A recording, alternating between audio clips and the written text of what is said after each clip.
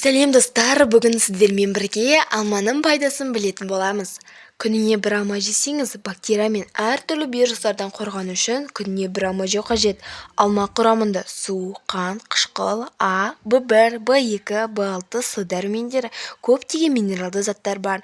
Күнде кешкісін бір алма жесеңіз, дәрігер қажет емес деген мақал алманың қаншалықты пайдалы екендігін білдіреді. Сондай-ақ алмада марганец, калий, кальций, фосфор, натрий, молибден, мырыш, ең бастысы көп мөлшерде темір бар. Темір қан айналым жүйесін өте қажет. Ол жүрек, бауыр, бүйрек, асқазан, ішек жолдарының жұмыстарын жақсартады.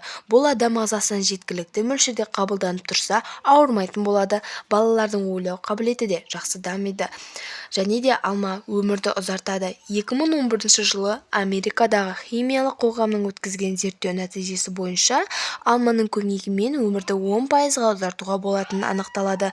Сондай-ақ алма жегеннен кейін ағзаның белсенділігі де арта түседі екен. Бұл зерттеу жануарларға да қолданғанымен де нәтижесі адам ағзасына да қатысты деп саналады.